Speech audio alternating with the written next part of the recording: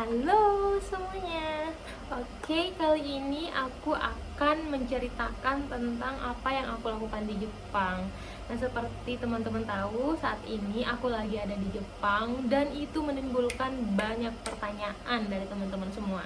Di Instagram banyak yang nanya, "Kak, di Jepang lagi ngapain? Kak, di Jepang lagi lanjut S2 ya, lagi lanjut S3 ya, apa segala macem." Nah, untuk menjawab detail, aku akan jawab di sini.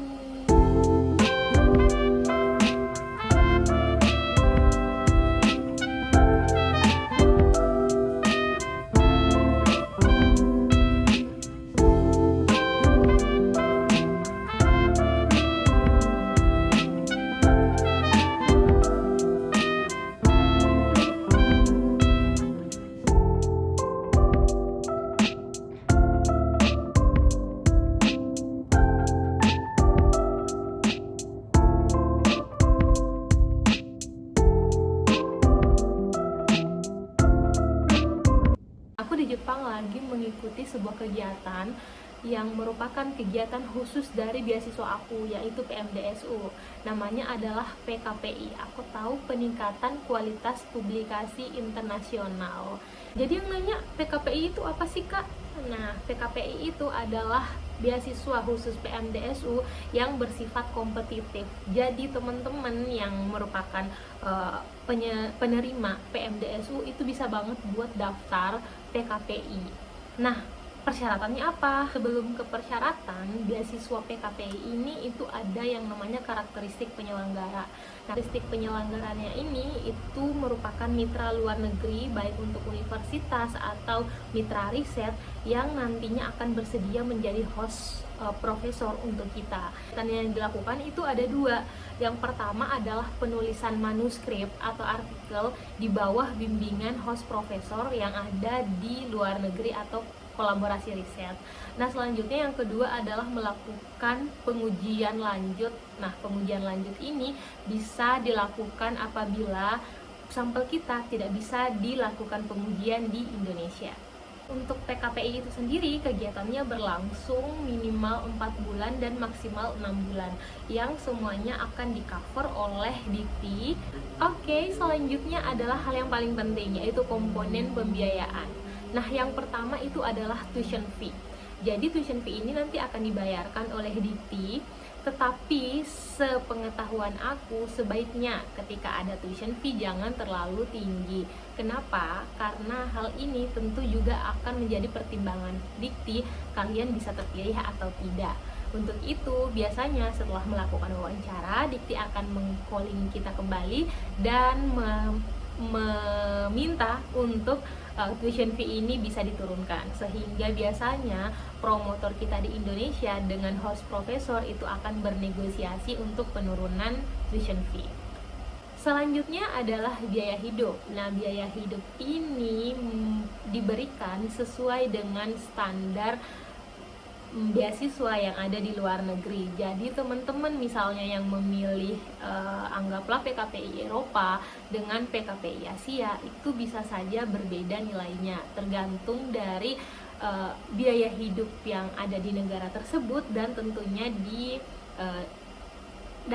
diberikan sesuai dengan kurs saat ini, sehingga itu bisa fluktuatif ya teman-teman. Selanjutnya adalah asuransi kesehatan. Jadi nanti teman-teman akan diminta untuk membuat asuransi kesehatan yang dapat digunakan di luar negeri, ataupun nanti akan diminta untuk membuat asuransi sesuai dengan kebijakan negaranya masing-masing.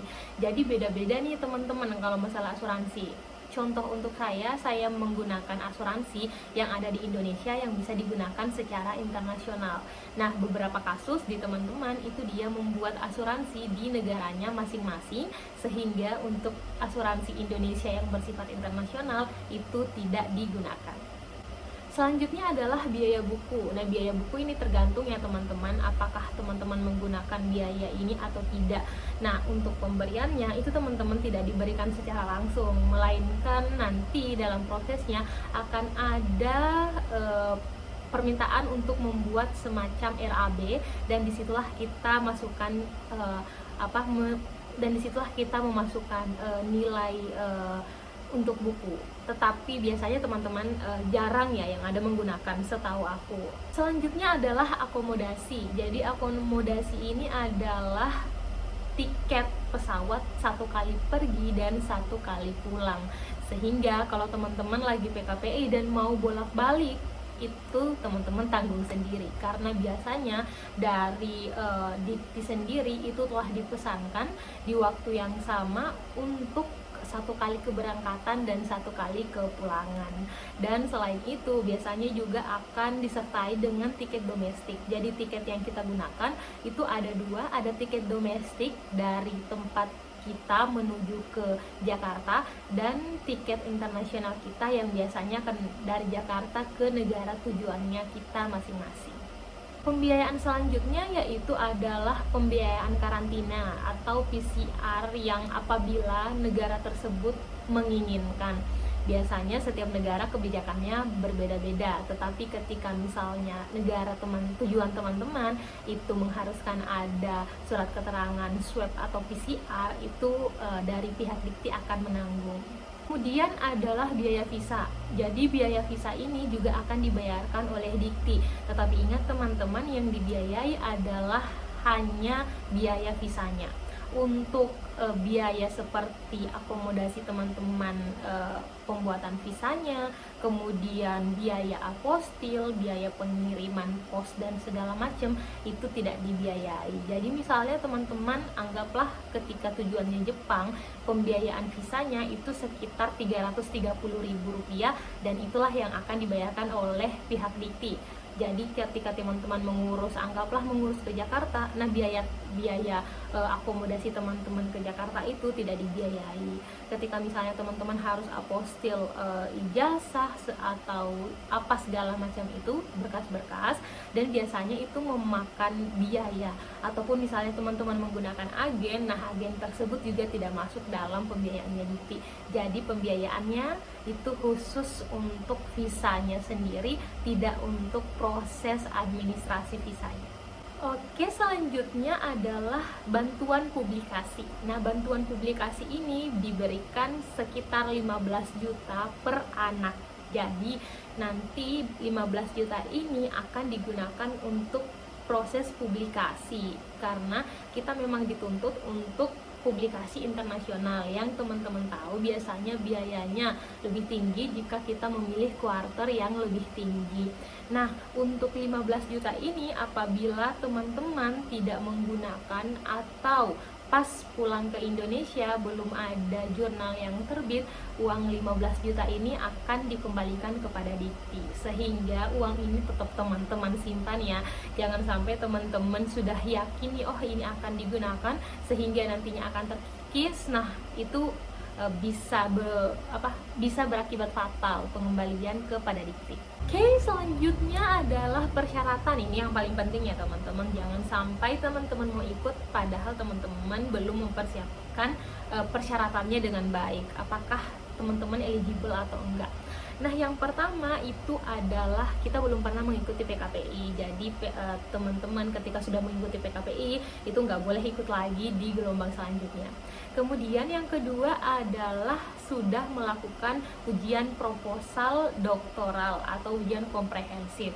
Jadi teman-teman ketika belum melakukan ujian proposal atau komprehensif untuk ujian doktoralnya itu belum bisa mengikuti program ini, karena untuk mengikutinya biasanya kita memerlukan surat keterangan bahwa telah melakukan ujian proposal atau ujian komprehensif di tanggal sekian, di mana dekan fakultasnya teman-teman itu akan bertanda tangan. Selanjutnya adalah memiliki draft manuskrip. Jadi teman-teman diutamakan yang memiliki draft manuskrip. Nah, draft manuskrip ini nanti akan dikirimkan sebagai persyaratan ya. Kemudian jadwal kegiatan. Nah, jadwal kegiatan ini kita buat semacam proposal yang terdiri dari latar belakang, tujuan kegiatan kita, perumusan masalahnya kita, dan garis besar kegiatan ataupun garis besar penelitian kita. Kemudian nanti kita akan membuat timeline ataupun schedule apa yang akan kita lakukan dari hari pertama sampai hari terakhir teman-teman di negara tersebut. Nah, untuk pembuatannya ini itu biasanya tergantung dari host promotor teman-teman, karena ada teman-teman yang membuat dalam bentuk mingguan, ada juga yang membuat dalam bentuk bulanan. Nah, itu tergantung karena proposal ataupun jadwal kegiatan ini biasanya itu harus disetujui oleh promotor kita yang ada di Indonesia dan juga harus disetujui oleh promotor tujuan atau host profesor kita. Selanjutnya adalah pendaftaran online. Jangan sampai teman-teman mau mendaftar PKPI tapi teman-teman lupa untuk mendaftar online. Itu nggak bisa ya. Jadi untuk pendaftaran online-nya ini ada berupa form. Nah, form ini bisa di-download di laman PMDSU, kemudian nanti akan diisi oleh teman-teman.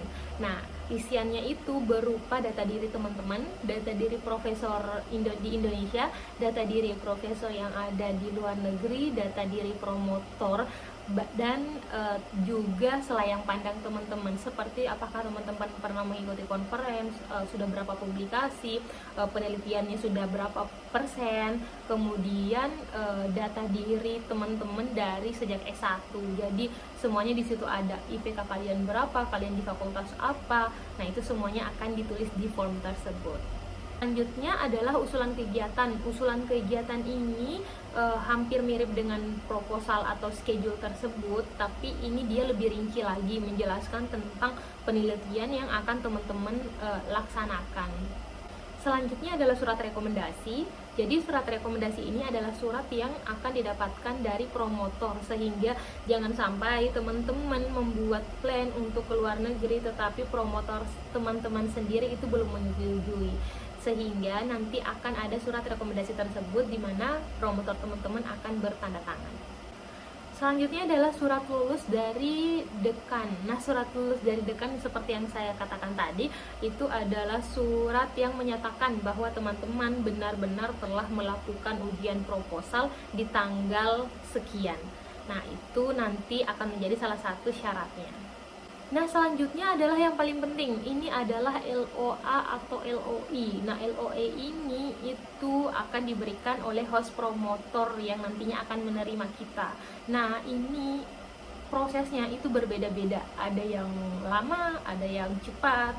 Nah, itu sehingga teman-teman ketika ingin mendapatkan LOA ini, saya sarankan untuk mengurusnya di jauh-jauh hari, karena apabila kita mengirimkan ke host profesor juga tentu saja akan mencari tahu tentang kita, akan mereview proposal kita apakah bisa diterima atau tidak, dan itu tentunya membutuhkan waktu, sehingga jangan sampai nih pendaftaran 1 minggu lagi teman-teman baru mengurus LOA. Itu sangat disarankan untuk tidak dilakukan ya teman-teman.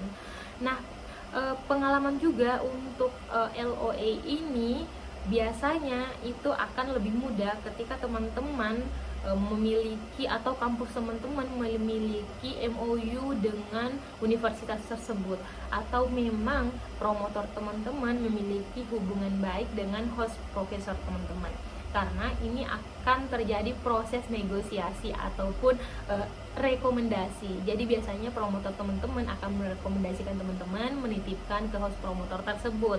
Nah, kalau tidak, itu mungkin akan memerlukan waktu review yang lebih lama dari host promotornya, sehingga biasanya ini akan memperlambat pengeluaran ataupun ini akan memperlambat proses keluarnya LOA teman-teman. Nah, khusus untuk tujuan Jepang ya teman-teman, yang dibutuhkan itu tidak hanya LOA tapi ada COE. Nah, COE ini sebenarnya tidak berpengaruh terhadap pendaftaran teman-teman di PMDSU, tetapi ini berhubungan dengan teman-teman bisa mendapatkan visa atau tidak. Jadi ada yang namanya COE. Tetapi COE ini ada berbeda-beda ya teman-teman. Nah, khusus untuk aku, COE-nya itu alhamdulillah diurus langsung di kampus atau universitasnya. Jadi ada student support yang menghubungi aku, meminta berbagai macam data, dan COE ini bisa keluar. Untuk COE-nya sekitar mungkin 1 minggu. Tapi ini berbeda-beda ya teman-teman, tergantung dari dokumen yang teman-teman berikan, kecepatan teman-teman dalam menanggapi respon dari universitas atau seperti apa. Jadi ini sangat disarankan untuk diurus lebih cepat. Selanjutnya adalah skor TOEFL atau selanjutnya adalah sertifikat bahasa. Sertifikat bahasa ini itu sangat penting. Untuk TOEFL ITP itu skornya 550 teman-teman. Jadi teman-teman kalau ingin mengikuti PKPI ini sebaiknya melakukan persiapan dari jauh-jauh hari ya, karena untuk proses mendapatkan sertifikatnya itu teman-teman juga membutuhkan waktu. Biasanya setelah tes itu hasilnya memang ada ditampilkan, tetapi dalam bentuk sertifikat itu biasanya memakan waktu sekitar 1 atau 2 minggu. Oke, selanjutnya ketika teman-teman sudah eligible, sudah memenuhi semua persyaratan, selanjutnya adalah apply. Nah, apply-nya itu bisa di website PMDSU. Nah, teman-teman nanti akan masuk menggunakan kode khusus. Nah, kalau teman-teman lupa, itu teman-teman bisa menghubungi DPP universitas masing-masing untuk mendapatkan kembali email dan juga password dari email ataupun akun PMDSU-nya teman-teman. Nah, tahap yang pertama itu adalah tahapan administrasi. Jadi segelumit administrasi dan pemberkasan yang telah tadi saya sebutkan itu teman-teman upload. Nah, ketika teman-teman sudah dinyatakan lolos, teman-teman akan menerima panggilan wawancara. Wawancara ini akan dilakukan full dalam bahasa Inggris, meliputi akademik teman-teman, kemudian sosial teman-teman, dan juga masalah keluarga. Nah, kenapa misalnya kenapa keluarga itu penting gitu? Karena untuk tinggal di luar negeri itu tentu saja ada persetujuan keluarga. Jadi nanti akan ditanya nih teman-teman, apakah sudah menikah atau belum, apakah memiliki pasangan atau belum, apakah orang tua teman-teman menyetujui atau belum gitu, ataupun teman-teman apakah bisa survive atau enggak. Ya, itu penting karena tentu saja dari pihak pemberi beasiswa juga akan mempertanyakan apakah teman-teman siap untuk hidup di negara orang yang tentunya saja akan totally different dengan Indonesia. Bisa jadi lingkungan kerjanya yang berbeda, suhunya yang berbeda, kemudian aspek sosial yang berbeda. Nah, itu apakah teman-teman bisa beradaptasi atau enggak, itu nanti akan dilihat di wawancara. So, teman-teman persiapkan diri teman-teman, jangan hanya tentang di risetnya teman-teman sudah matang nih segala macam, tetapi juga usahakan teman-teman di sosialnya teman-teman apakah bisa beradaptasi, kemudian dari segi keluarga apakah sudah mengizinkan atau tidak. Nah, selanjutnya teman-teman, dari hal-hal yang telah diberikan tadi ketika teman-teman sudah lulus PKPI, itu teman-teman ada ketentuan-ketentuan lainnya. Misalnya teman-teman setelah melakukan PKPI itu wajib pulang. Jadi setelah PKPI itu kita wajib pulang, kita akan kembali ke Indonesia dan menyelesaikan studi doktoral kita. Kemudian ketentuan lainnya, ketika uang publikasi tersebut tidak digunakan, itu nantinya akan dikembalikan ke pihak Dikti. Kemudian kita akan ada laporan kegiatan. Laporan kegiatan ini meliputi semua yang kita lakukan. Jadi bisa berubah, bisa dibilang laporan pertanggungjawaban. Jadi dari proposal yang kita berikan, kemudian nanti hasil-hasilnya kita, komponen pembiayaan yang diberikan, alokasiannya yang seperti apa, kemudian bukti-bukti nota-nota yang kita keluarkan seperti apa, itu semuanya nanti akan dituliskan di laporan tersebut. Oke teman-teman, demikian sedikit tentang PMDSU atau PKPI PMDSU. Saran dari aku, kalau teman-teman mau ikut PKPI ini, tolong untuk mempersiapkan diri teman-teman dengan baik itu pemberkasan, fisik teman-teman, dan mental teman-teman juga.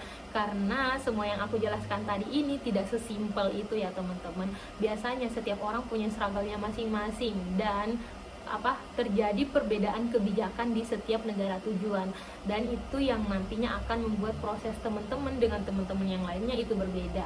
Karena Ada bahkan teman-teman yang mungkin bisa melakukan yang bisa mengalami kemunduran pemberangkatannya, dan semua pemberkasan juga harus disesuaikan dengan tanggalnya, sehingga kita kemungkinan besar juga akan melakukan perombakan administrasi, dan tentu saja itu tidak mudah teman-teman ya. Jadi mohon untuk teman-teman mempersiapkan diri dengan baik. Oke? Oke teman-teman, sekian tentang PKPI PMDSU ya. Kalau teman-teman ada pertanyaan, jangan sungkan untuk kontak aku, bisa DM di Instagram ataupun komen di YouTube ini. Dan aku akan menjelaskan mungkin bisa lebih detail tergantung apa yang teman-teman tanyakan. Oke? Semoga PKPI juga rezeki kalian ya. Good luck!